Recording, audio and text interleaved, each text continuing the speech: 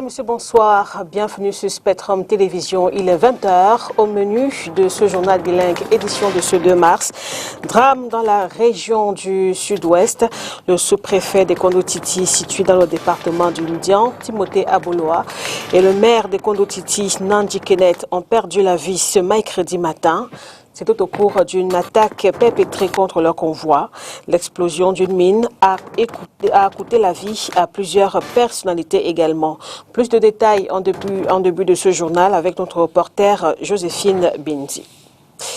Élève torturé dans une école à Bilongué. Le ministre de l'Éducation de base s'est rendu hier dans le 3e arrondissement de la ville de Douala. S'entretenant avec l'enfant victime de sévices corporels, il a notamment annoncé un appui financier pour ses soins médicaux, nous dira Léla Rengonzu. Sport, football, comme vous le savez, Rigobert Sombanak est le nouveau sélectionneur manager des Lions Indomptables. Quels sont les défis qui l'attendent dans ses nouvelles fonctions? Ne manquez pas le reportage que nous vous proposons avant la fin de ce journal. Voilà pour les titres et on démarre ce journal avec vous, Oni Ladonnette en anglais. Bonsoir. Good evening to you, Makeda Lidi, and good evening to every viewer of the 8 p.m. bilingual newscast here on Spectrum Television. As rightly mentioned in the headline, the divisional officer and the city council mayor alongside the city council mayor of Kondo-Titi, alongside the CPDM president, subsection president have lost their lives today in an ambushed staged by separatist fighters along Love Estate in a Kondo-Titi. This is due to an explosion of a mine. As Josephine Binti tells us more in this report. Shock waves have gone down the spine of many as a deadly explosive has snatched the lives of the divisional officer for Kondo-Titi, Timothy Aboloa, the mayor of the Kondo-Titi Council, Nandji Kenneth, driver Mayor Stanley, CPDM section president Ebeku William, and security agent Akono. They are reported to have been victims of an improvised lead explosive device at Bekora near Love Estate, according to our sources. This is coming barely 12 months when a Kondo-Titi mourned the death of students and a French teacher in a classroom who were victims of a mass shooting by separatist fighters. The terrorist activities of separatist fighters continue to impose their presence on the Anglophone population in the context where the violence has been contained in a few months. The mayor and DO of the Kondo-Titi Council and other victims of the tragic incident have been transported to the mortuary where the necessary procedure follows suit. Those sporadic attacks as these claiming the lives of authorities wreck the hearts of the population and authorities. Government is yet to map out a perfect strategy to contain the violence in the two English-speaking regions.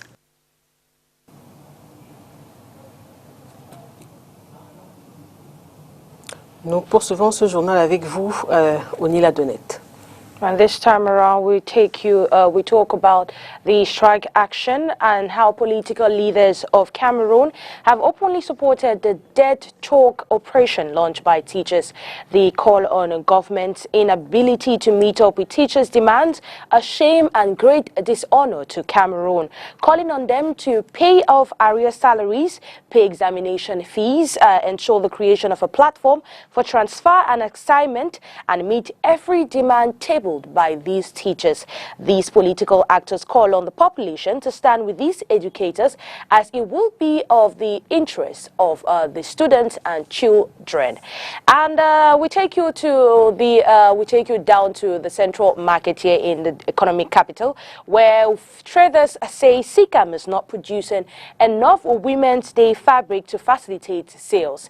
In a nutshell, there is shortage in the sales of fabric, and further delays would create a match rush few days to the Women's Day celebration. Josephine Binti tells us more. Barely 7 days to the International Women's Day celebrated every 8th of March, traders and sales points of the Women's Day fabric decry the non-availability of the symbolic fabric. Fabrics are scarce, and I can blame it on the production. Maybe they are short of funds to produce the fabrics because When we place orders, they are not made. Prices of the original are somewhat heart-wrecking. C'est 6 800. Mais quand tu trouves le pain sur le marché actuellement, c'est 15 000. It's 6,500 francs, but when you see it in the market, it's 15,000 francs. And when you meet traders in possession of the fabrics, they will tell you SICAM hasn't the means and businessmen are responsible for the production of fabrics. Et la sortie des pagnes, c'est pour ces raisons qu'ils vendent les pagnes chères.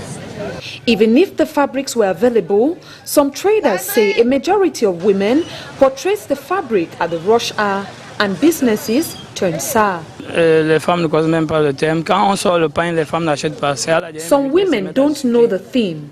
When fabrics are out, they don't buy, but rather do so at the rush hour, and it will not be available, whereas it was 6,500 francs in the beginning, but they do it when it's late. Due to the complex prices of the fabric, tailors have devised other strategies like cabas and patches of designs to suit the budget of clients. Traders are still expectant of a supply to oil the sales machinery few days to the big day. We now continue this news in the French language and we talk about education in the Douala 3 municipality. Tout à fait, nous vous l'annoncions dans les titres de ce journal. Élève torturé dans une école à Bilongué. Le ministre de l'Éducation de base s'est rendu le 1er mars dans le 3e arrondissement de la ville de Douala. Il s'est entretenu notamment avec l'élève victime de sévices corporels et il a annoncé un appui financier pour ses soins médicaux. Plus de détails dans ce reportage de Léla Renganzu. C'est dans ce bâtiment qu'a été réalisée il y a quelques jours la vidéo devenue virale d'un enseignant infligeant un traitement pour le moins inapproprié à un jeune apprenant d'environ 10 ans. L'école maternelle et primaire bilingue, la lauréate, a reçu ce jour la visite du ministre camerounais de l'Éducation de base. Une visite effectuée sur fond d'inspection, elle aura permis de faire le tour du bâtiment. Premier constat, comme le présentent les images, il est encore en construction. Si la façade avant montre une image légèrement soignée grâce aux carreaux, il faut faire cependant un tour à l'arrière et même à l'intérieur pour se rendre compte de ce que le bâtiment est encore en chantier. À côté, que ce soit pour les élèves de la maternelle ou même pour leurs aînés, le fait est visible, les différentes salles de classe en plus d'être exiguës manquent considérablement d'aération. Des éléments qui, mis ensemble, n'ont pas manqué d'interpeller Laurent Sergito Dzingwa. Je suis le ministre, je suis venu parce que tout le monde a vu les images. Dans l'Internet, dans la télévision, tout le monde a vu. Nous ne pouvons pas rester sans venir. Nous avons profité pour visiter votre école. Vous aurez une lettre après ça. Reste à savoir quel sera le contenu de cette lettre et les conséquences qui en découleront. Notons cependant que des écoles comme celle-ci, on en compte plusieurs dans la ville de Douala.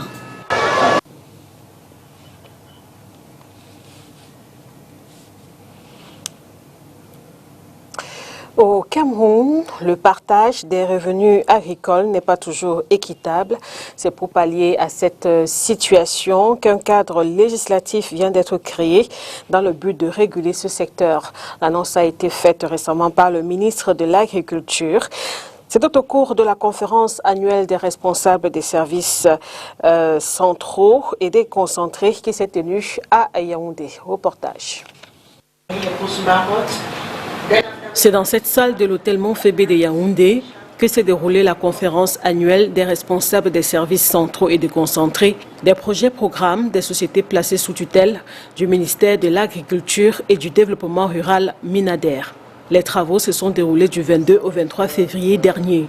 Les études ont prouvé que le partage des revenus agricoles ou de la plus-value des filières agricoles, dans ce partage, il y a certains maillons de la production qui sont lésés.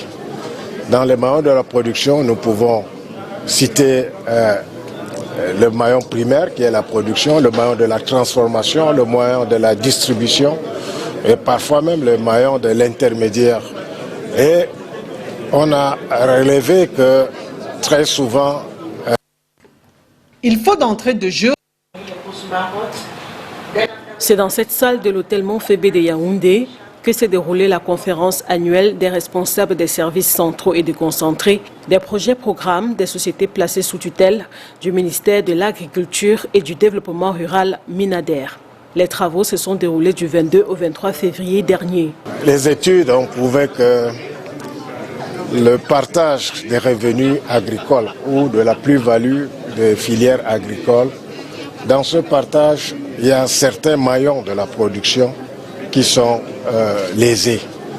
Dans les maillons de la production, nous pouvons citer le maillon primaire qui est la production, le maillon de la transformation, le maillon de la distribution et parfois même le maillon de l'intermédiaire. Et on a relevé que très souvent, certains maillons sont lésés. C'est pour cela que l'interprofession crée un cadre législatif pour que les organisations paysannes sur toute la chaîne de valeur, c'est-à-dire du début jusqu'à la distribution, puissent s'administrer, puissent se réguler, puissent fixer les quotas et puissent aussi partager de manière équitable les revenus de cette filière. La conférence de 2 jours a édifié les participants sur l'importance de la mise en place de l'interprofession, dont le but, selon le Minader, est non seulement de réguler ce secteur, mais aussi de permettre aux filières de production de partager de manière équitable les différentes ressources.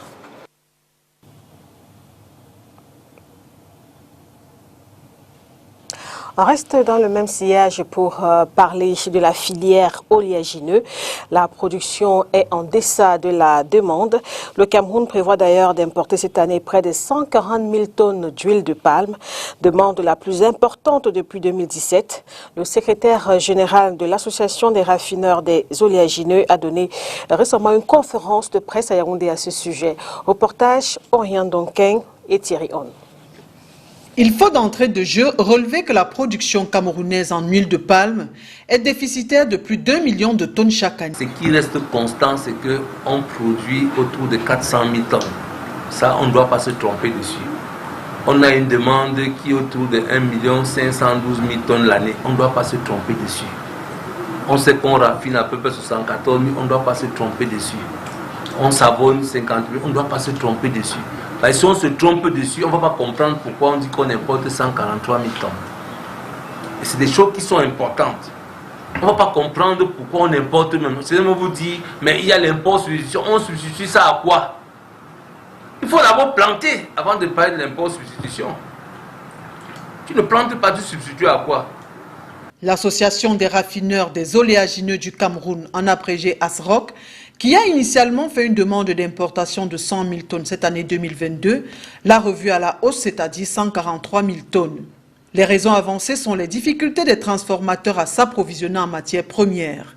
Des données qu'il faut maîtriser avant toute prise de parole afin d'éviter de fâcheuses conséquences. On sait ce que la réalité peut créer. C'est l'inflation, c'est des tensions, c'est des crises même sociales. C'est dit que vraiment, il faut que quand nous communiquons, quand nous discutons, que nous ayons tous les mêmes éléments de discussion. Sinon, on va confondre tout. Et j'insiste dessus parce qu'il me souvient que l'année dernière, quand nous sommes sortis d'ici, certains ont vite fait d'aller dire que le secrétaire Azoka a dit qu'il y a pénurie au Cameroun. Mais si on ne comprend pas l'économie, on n'écrit pas. C'est l'économie. Il faut distinguer toujours la pénurie du déficit. C'est deux notions différentes. Dès qu'on les confond, on crée la panique. Or, nous ne voulons pas la panique. On a déjà beaucoup de problèmes au nozo, tout ça. Si on va encore en ajouter avec l'alimentaire, c'est pour que le Cameroun s'embrase. On n'est pas les embraseurs de la République. On est là pour travailler pour que la République avance. Notons que si cette importation est faite, elle sera le plus gros volume demandé depuis 2017, soit environ 5 ans. L'importation camerounaise avait jusque-là oscillé entre 70 000 et 100 000 tonnes par an. L'ASROC a donné une conférence de presse ce 23 février 2022 à Yaoundé. Application à présent, lutter contre la désinformation et les fausses nouvelles. Tels sont les objectifs d'une formation de 3 jours organisée pour les journalistes de Spectrum Télévision et de Balafon Média, ici même à Douala. Le dit atelier est une initiative de US Agency for Global Media. Plus de précisions dans ce reportage d'Inès Pangan et de Nono Futué. Avec les réseaux sociaux, la publication d'informations pas toujours vraies est devenue chose fréquente. Face à ces contenus, le journaliste doit avoir une attitude particulière. Elle passe par la prudence et aussi par la vérification des faits mis en ligne. Une information peut être le début d'un reportage et pas le contenu d'un reportage. Dans un monde en pleine mutation, où l'information est disponible aujourd'hui partout, comment déterminer si cette information-là est vérifiable, est correcte et juste? Aujourd'hui, vous savez, comme moi, que dans plusieurs pays, dans plusieurs environnements, dans plusieurs quartiers, il y a eu des cas où il y a des vidéos qui ont circulé, il y a des enregistrements qui ont circulé, qui ne sont pas forcément vérifiables. Lutter contre les fausses nouvelles et la désinformation, tels sont les objectifs d'un séminaire organisé pour les journalistes de Spectrum Télévision et Balafon Média. En tant que journaliste, nous avons ce devoir-là de vérifier l'information. Ça, c'est ce qu'on nous a appris dans les écoles de journalisme.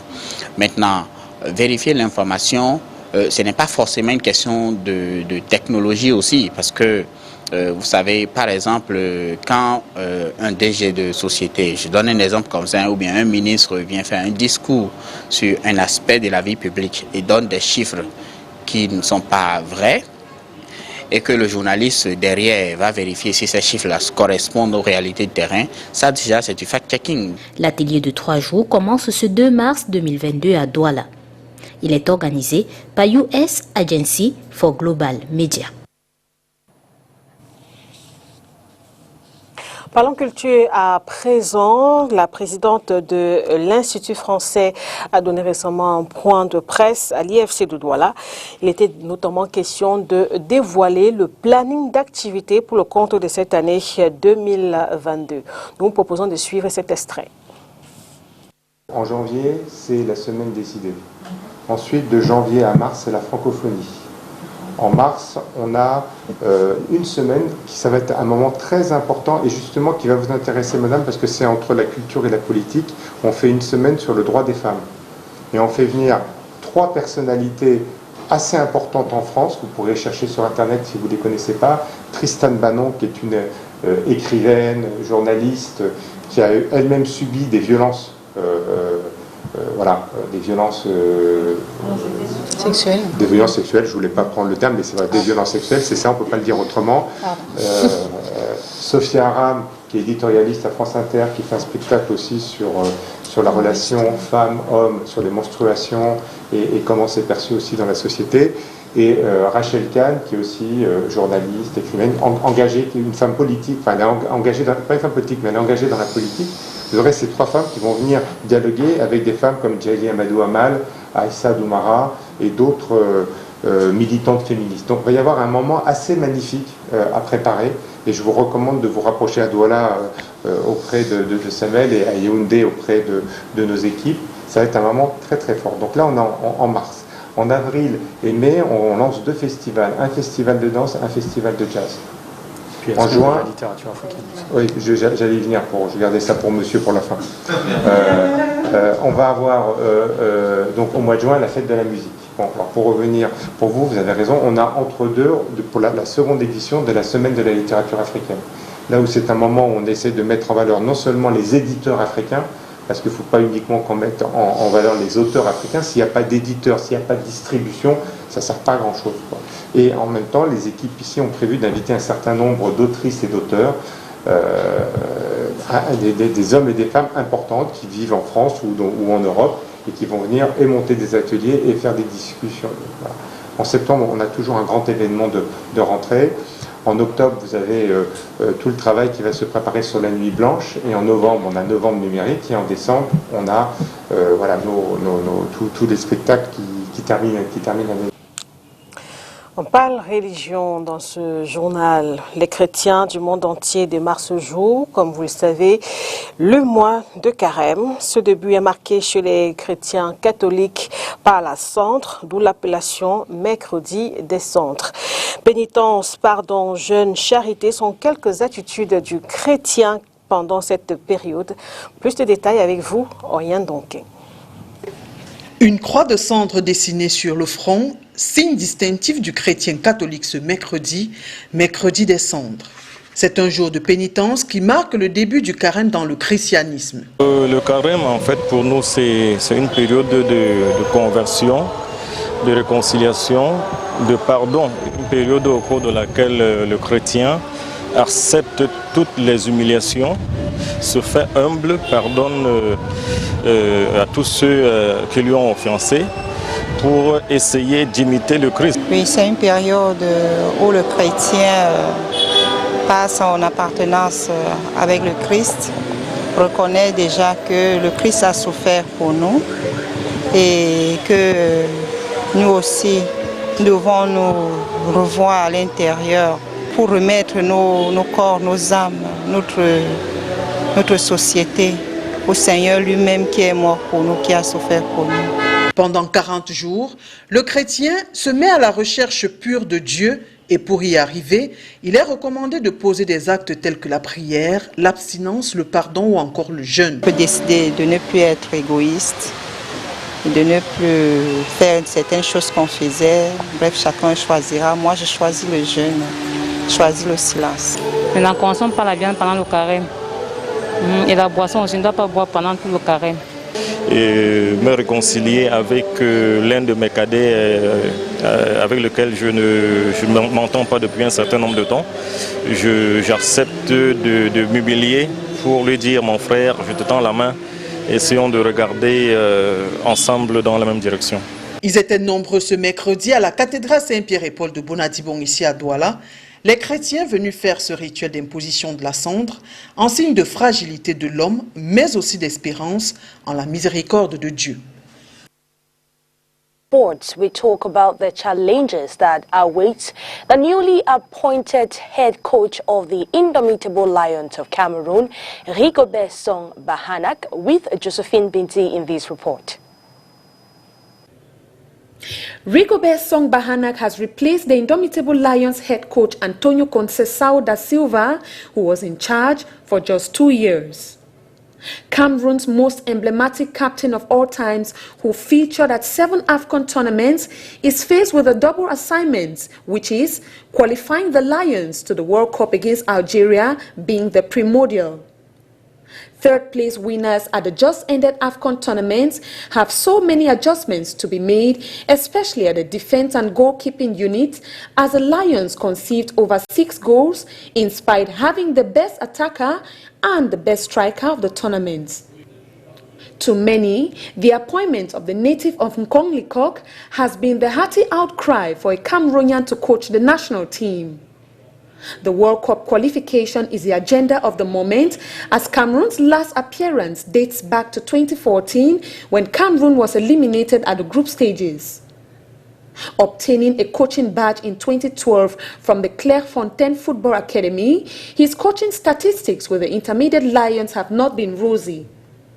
He played 3 matches, lost 2 and drew 1 at the 2018 Shan tournament, and with the Under-23 Lions AFCON 2019, he recorded 1 draw, 1 win and 1 defeat. Not a very spectacular portfolio for a team aiming to meet world-class champions for Qatar. Thus, Sevri Nashviev once said, "It is the end that justifies the means, as the goal to tactically empower the Lions may take a while, but it is necessary." So on that note, that we say goodbye on the 8 p.m. Baningwa newscast, but we hope to see you again same time tomorrow at 8 p.m. And good night to you, Makeda Biti. Au revoir, Ronnie Ladonnette, mesdames, messieurs. Merci de votre attention. On se retrouve demain, 20h, pour une autre édition du journal bilingue.